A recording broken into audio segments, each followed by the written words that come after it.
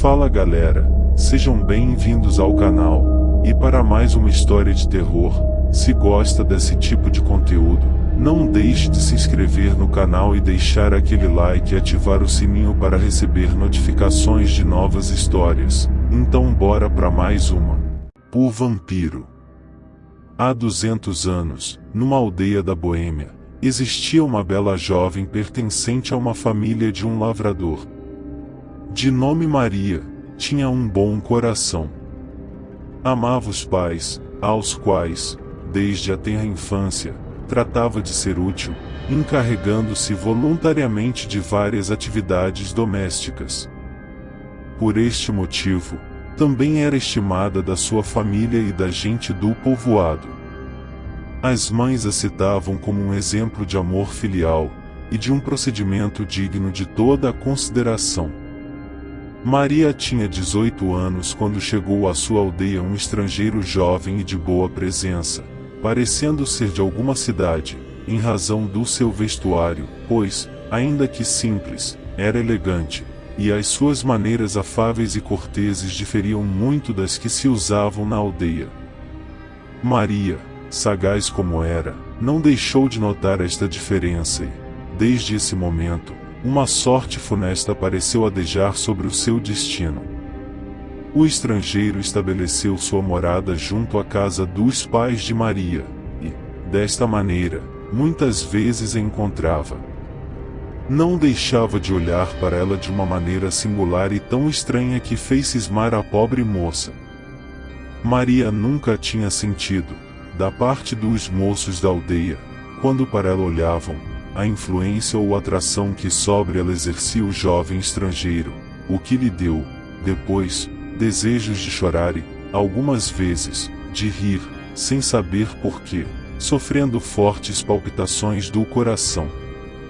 Passado algum tempo, antes, era este o nome do estrangeiro, se animou a falar com a linda jovem e, desde então, ela não podia dormir. E se, devido ao cansaço, fechava os olhos, terríveis sonhos vinham agitar-lhe o sono. Era sempre o estrangeiro quem neles figurava, mas de uma maneira bem diferente, e às vezes aparecia-lhe como um anjo do céu enviado para lhe oferecer a felicidade, outras vezes, como um demônio do inferno, que subia à terra expressamente para causar-lhe a perdição e levá-la consigo para as penas eternas. Então, a infeliz Maria lutava com esta horrível visão.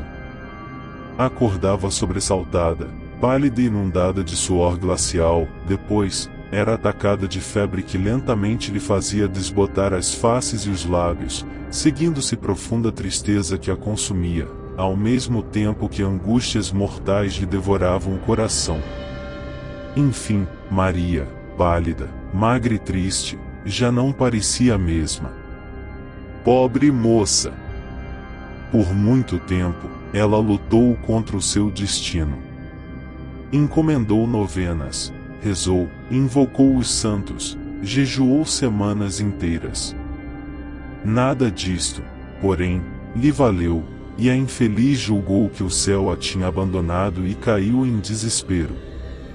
Certa tarde, ao cair do sol, ela vinha sozinha da vila próxima. Andava depressa para que a escuridão a não apanhasse no caminho, visto que uma nesga de lua já nascia por sobre os morros distantes. Porém, lançando a vista para um pinheiral próximo do caminho, pareceu-lhe que um enorme fantasma lhe seguia os passos. Vislumbrou um misterioso espectro, que olhava para ela com olhos em chamas. Cheia de pavor, pôs-se a examinar, trêmula, aquela entidade fantástica. Procurando distinguir na escuridão aqueles contornos confusos, conseguiu ver bem distintamente que tinha 2 chifres na cabeça, a língua vermelha e comprida, garras nas pontas dos dedos e os pés fendidos. Assustada, continuou a andar aceleradamente, conservando na imaginação a desmedida e horrenda figura que lhe aparecerá. De repente, ouviu uma voz suave que a chamava, e voltando-se, viu antes junto a si. Ele disse: "Então, Maria, não te assustes. Não sabes que eu te amo, e que só desejo te ver feliz. Neste momento, a lua cheia flutuava sobre o cume da montanha vizinha e, com a sua luz, a infeliz Maria já não via o horrendo fantasma que lhe parecerá ter língua vermelha, grandes orelhas e garras. A sorte já pesava sobre o seu destino. Perdeu o juízo e respondeu: Antes, eu não estou com medo, e eu creio. Hesitou, e nada mais pôde dizer. Antes, contudo, percebeu a sua perturbação e disse-lhe: Maria, eu bem sei que tu me amas, e deves ficar certa que, pelo céu ou pelo inferno, seremos felizes. A estas palavras, a jovem estremeceu, e continuou a caminhar para sua casa acompanhada pelo estrangeiro, que, 3 dias depois, a pediu em casamento. Seus pais, sabendo que Maria estava disposta a casar-se com aquele moço, cujo comportamento era exemplar, consentiram, e dali a 25 dias, a pedido do noivo, foi o casamento celebrado exatamente quando era a lua cheia. Maria, depois do casamento, parecia muito satisfeita. Todavia, ainda vivia incomodada, porque começou a ter sonhos horrorosos pela preocupação que tinha, motivada pela blasfêmia de antes, e por ele ter retardado seu casamento até o dia da lua cheia. Isto lhe causava preocupações. De repente, antes ficou triste, uma palidez mortal lhe cobriu o rosto e perdeu inteiramente as forças. Não quis consultar um médico, e quando a pobre moça lhe perguntava, chorando, qual era a sua doença, a resposta era um sorriso. Enfim, depois de constante padecimento, antes da lua cheia, antes morreu. A sua morte foi muito sentida pelos parentes de Maria que, pela sua parte, ficou inconsolável por espaço de 3 dias, findos os quais, com admiração de todos, ela pareceu quase aliviada das suas penas. Tinham já passado 3 ou 4 meses sem que Maria desse sinal algum de padecimento. Empregava-se no serviço da casa, seguindo a sua marcha antiga, exceto, porém, em ir à missa e em rezar, o que seus pais muito estranhavam. Nunca lhe ouviram falar em antes, e isto provava que ela já o havia esquecido. Mas, quando mal esperavam, ela começou a emagrecer e a tornar-se pálida a ponto de a considerarem tísica, visto que não apresentava sintoma de outra moléstia. Sua mãe observou, ou pelo menos assim lhe parecia, que ela, ao levantar-se da cama, estava mais débil e mais abatida do que de tarde, principalmente no tempo da lua cheia. Incitada pelos cuidados de mãe, fez um pequeno buraco na porta do quarto de Maria, a fim de se convencer pelos seus olhos e ouvidos se a sua filha querida rezava de noite, ou, enfim, qual era o motivo do seu padecimento.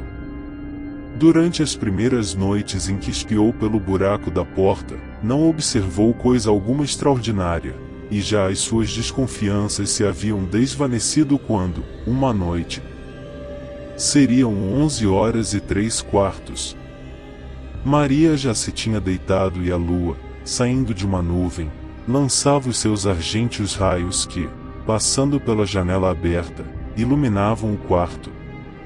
Então a mãe ouviu um gemido, depois uma voz débil, que dizia, sem dúvida sonhando: "Ó, antes!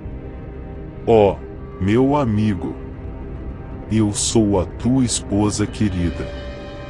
Eu te amo. Oh, sim! Eu te amo. E, não obstante, me parece que as tuas caricias me fazem gelar o coração e me matam." Depois, ela deu um doloroso e longo suspiro, e a mãe nada mais ouviu. Então olhou pelo buraco da porta e viu. Qual não foi o terror que invadiu a sua alma? Esfregou os olhos, beliscou os braços para se capacitar de que não sonhava, e viu um vampiro. Ela logo o reconheceu, era antes. Não aquele antes pálido, magro e descarnado pela enfermidade como estava no dia em que morreu, mas um antes robusto, fresco e vermelho como tinha visto no tempo da sua perfeita saúde. Aquele espectro era antes, morto e enterrado no cemitério da aldeia havia mais de 3 meses. Ela viu o cadáver redivivo em pé, junto à cama da sua filha e debruçado sobre ela, aplicando-lhe os lábios ao pescoço. Viu uma gota de sangue sobre o pescoço de Maria, que corria dos lábios trêmulos do espectro. A pobre mulher, vendo isto, deu um grito espantoso e caiu desmaiada. Ao estrondo da queda, o pai de Maria e toda a gente da casa acudiram.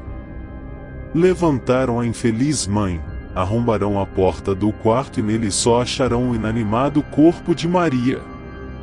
Chamou-se o médico imediatamente. Este, porém, depois de fazer o necessário exame, declarou que não havia meio algum de lhe restituir a vida, porque não tinha uma só gota de sangue no corpo. E, por 2 nódoas roxas que se avistavam no pescoço, iguais às que deixam as sanguessugas, conheceu-se a verdade do médico. A mãe da infeliz Maria recuperou a consciência, mas, como contava o que tinha visto pelo buraco da porta, todos julgavam que estava louca. Muitos dias depois deste acontecimento, a linda Joana, vizinha e amiga dos parentes de Maria, foi atacada da melancolia em tudo igual à de que padecia a sua camarada. Tratou-se de espiar da mesma maneira por um buraco que se fez na porta, e viu-se o fantasma de antes a chupar-lhe, também, o sangue das artérias do pescoço, como asseverara a mãe de Maria. O padre foi imediatamente chamado, e Joana lhe confessou que, havia algum tempo, o espectro a visitava todas as noites, principalmente pela lua cheia, mas que nenhum mal lhe fazia. Contudo, como no pescoço já se divisassem 2 nódoas roxas, o padre lhe rezou os exorcismos. Mas de nada valerão essas orações da igreja. Joana morreu poucos dias depois, sem lhe ficar no corpo uma só gota de sangue. Igual fim tiveram mais 5 moças do vilarejo. Então o povo, amotinando-se, tomou o expediente de desenterrar o corpo de antes, a fim de ver se poderia cessar tão horroroso mal. Todavia, como a exumação realizou-se durante a lua cheia, achou-se a sepultura vazia. Um doutor tanto pensou, tantos tratos deu ao juízo, que descobriu que os vampiros somente tinham o poder infernal de sair das suas covas durante a lua cheia. Conseguintemente, esperaram pelo minguante, cuja chegada se esperou com impaciência. E quando a lua apresentou uma diminuta parte do seu disco, correrão então a abrir a sepultura, e nele acharão o tal Facínora que sossegadamente dormia com um sorriso nos lábios e com todas as aparências da melhor saúde. Atravessaram-lhe o ventre com uma estaca com tão boa vontade que nunca mais se levantou. Foi queimado e as cinzas lançadas ao vento. Este exemplo intimidou, sem dúvida, os outros vampiros daquelas terras, porque nunca mais se ouviu falar em semelhante flagelo. Fim. Se gostou, deixa o like e não esqueça de se inscrever no canal.